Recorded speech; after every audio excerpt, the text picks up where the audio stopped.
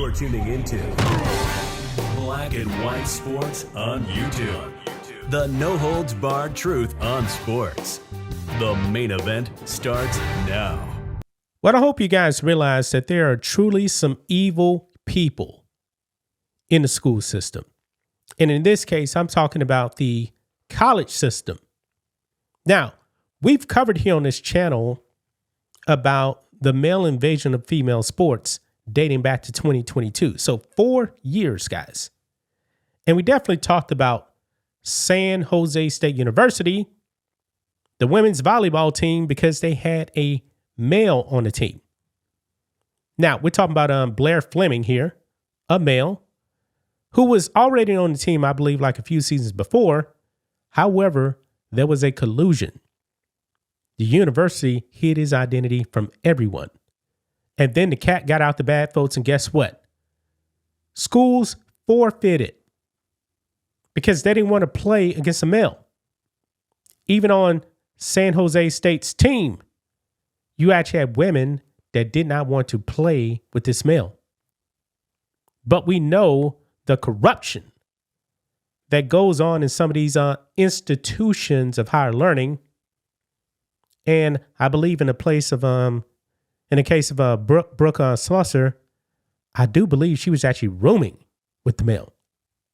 So that dude got to see almost everything.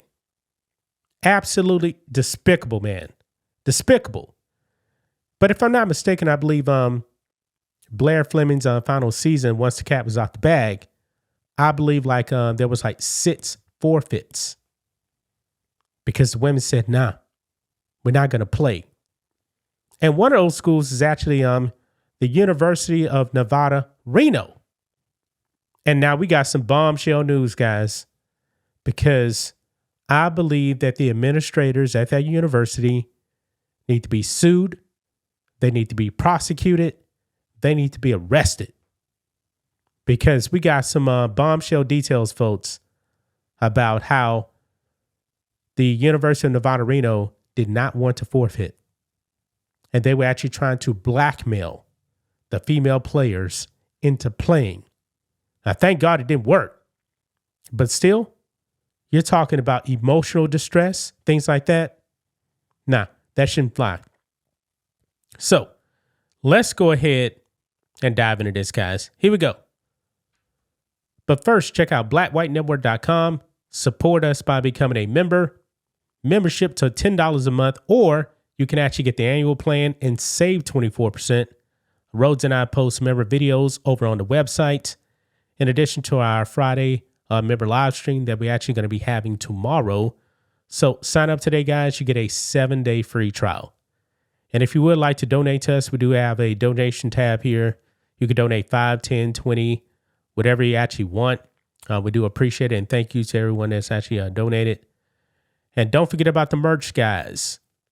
We're running our Valentine's Day sale. Free shipping on everything in the merch store, guys, including our Black and White Sports football shirt, our America 250 Bald Eagle edition shirt right there. That's becoming our best seller, I believe. And, of course, our Black and White Sports shirts and hoodies as well. And we also have hats also in the merch store. So thank you guys for purchasing the merch. And if you become a member, you get 25% off your entire order. So here we go. Over here, guys, on Breitbart. Report: University threatened female volleyball athletes to compete against trans player. Emotional blackmail.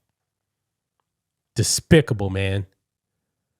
Female volleyball players at a university in Nevada were reportedly threatened and intimidated into competing against a trans-identifying player, according to a report. Based on testimony from those involved in public records provided to Fox News by April Cheney, who is the mother of a University of Nevada, Reno volleyball player, it was revealed that there was allegedly sweeping intimidation for the girls to compete against San Jose State University. Yes, SJSU, who had a male. The UNR volleyball players shared with Marcy Smith, a former NCAA swimmer and co-founder of Icons, about how the university was treating them after they had stated they did not wish to compete against a transgender player from SJSU. Quote, there was sweeping intimidation for the girls on the UNR's volleyball team to stand down on their decision not to play San Jose State University, Smith told the outlet. There were multiple different tactics, from emotional blackmail to even insinuation that legal disputes could be brought. Unbelievable, man. So intimidating these girls, you will play against a male or else you're going to get sued. Wow. Per Fox News, administrators from the university sat down its women's volleyball players in a meeting to tell them that, quote, the team would not be forfeiting an upcoming home match against SJSU, even though the women said, we don't want to play. The university was saying, nah, we're still going to play. Do they not realize, guys, that this is a 95-5 issue when it comes to the whole transgender sports thing? These leftists don't get it, man. The people don't want this at all, but they want to force it down your throat. Anyway, it goes on. On October 7th, 2024, UNR administrators sat down as women's volleyball players in a meeting. The purpose was to inform the players that the team would not be forfeiting an upcoming home match against SJSU. At the time, 4 other schools had already forfeited to the Spartans amid a national controversy involving trans player Blair Fleming. UNR players privately expressed a desire to forfeit as well, but informed them that wouldn't be the school's position at the meeting. UNR did not have a Title IX officer at the meeting, according to a October 12, 2024 email sent by the school's athletics director, Stephanie Rempe.